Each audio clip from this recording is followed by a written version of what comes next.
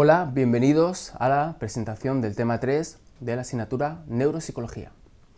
Como veis, este tema está estructurado en 4 partes. Una parte donde se habla o se trabaja el envejecimiento no patológico, otra parte en la que se introduce el concepto de demencia, una tercera parte donde se trabaja en la enfermedad de Alzheimer, la cuarta parte, pues en esa parte veremos otros tipos de demencia. En la primera parte, en el envejecimiento no patológico, como veis, el principal contenido que debéis manejar, que debéis controlar, serían los cambios cognitivos, neuropsicológicos, que se producen en el envejecimiento no patológico, ¿vale? Esa variabilidad que hay en el envejecimiento, de personas con un envejecimiento exitoso a personas con ya algún grado de deterioro, las alteraciones perceptivas que presentan las personas mayores y que pueden incluso tener su influencia en otras alteraciones, o sea, otras funciones neuropsicológicas, incluso producir alguna dificultad en memoria, por ejemplo. Y luego, pues, la parte clave, la parte más importante de esta parte inicial del tema, pues sería la memoria. ¿Qué ocurre en la memoria en el envejecimiento no patológico? ¿Vale? Si hay algún tipo de alteración, ¿dónde está esa alteración? ¿Vale? En la fase de recuperación de información.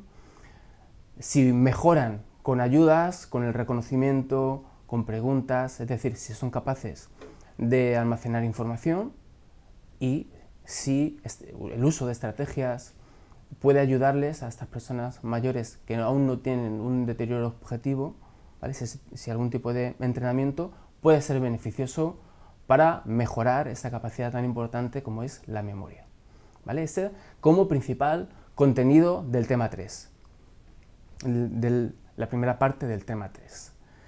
Luego también tenemos la inteligencia y el lenguaje en el envejecimiento no patológico. Bueno, en cuanto a la inteligencia, pues saber qué ocurre en los dos tipos de inteligencia en el envejecimiento, la inteligencia fluida y la inteligencia cristalizada, ¿vale? ¿Cuál se mantiene mejor, cuál se puede ver más afectada con el paso del tiempo?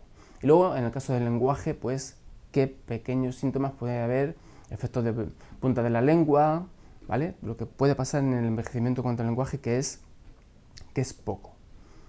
Y finalmente, pues es importante que reviséis los cambios anatomopatológicos que ocurren en el envejecimiento no patológico, ¿vale? Que aún no hay una demencia establecida, pero sí hay cambios estructurales, bueno, que nos pueden servir para luego entender mejor qué patología cerebral hay en las demencias.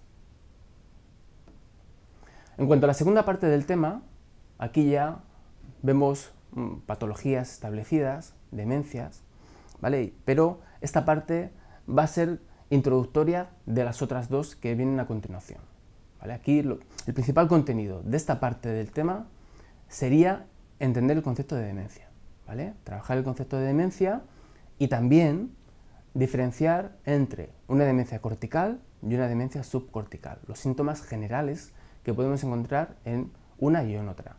Demencia cortical con el ejemplo estándar típico de la enfermedad de Alzheimer y la demencia subcortical con la enfermedad de Parkinson como principal ejemplo de demencia subcortical.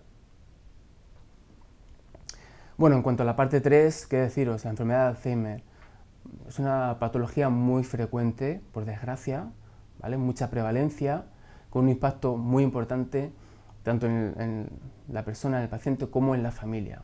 Por lo tanto, hay que estudiarlo en profundidad, o casi todo lo que viene en el material que trabaja esta parte, ¿vale?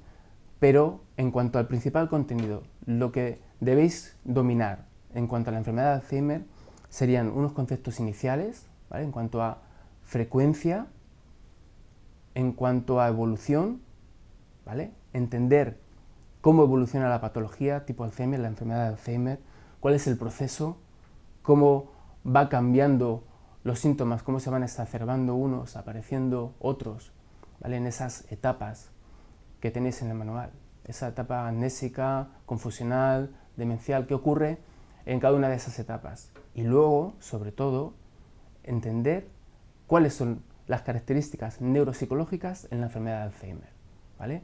¿Qué pasa desde el punto de vista neuropsicológico en esta demencia pues tan prevalente, tan frecuente y más en nuestra sociedad, en nuestro país?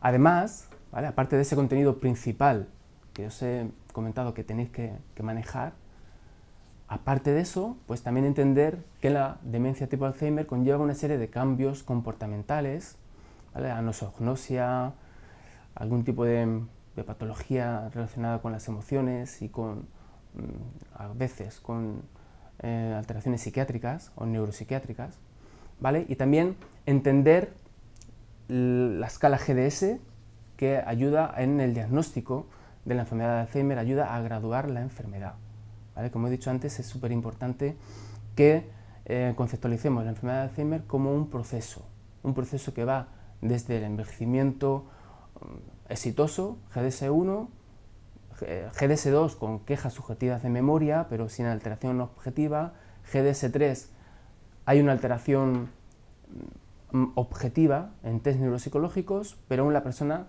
es funcionalmente independiente. Y cuando ya aparece el estadio GDS4, aquí ya podemos hablar de enfermedad de Alzheimer, ¿vale? Es importante que miréis la escala y que entendáis las diferentes etapas para graduar la enfermedad de Alzheimer.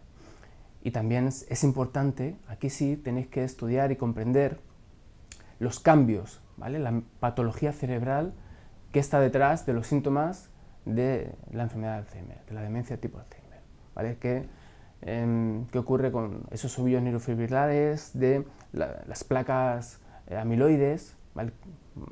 Entender dónde están estos dos tipos de patología, ¿vale?, y entender un poquito a qué se deben, ¿vale?, qué proteínas son las que están ahí teniendo su importancia. Finalmente, en la parte 4, como veis ahí, el principal contenido es otros tipos de demencia, porque no solo existe la enfermedad de Alzheimer, también hay otros tipos de demencia menos frecuentes, menos prevalentes, pero que también están ahí y que debemos conocer, ¿vale? Debemos conocer y debemos entender cuáles son sus principales características.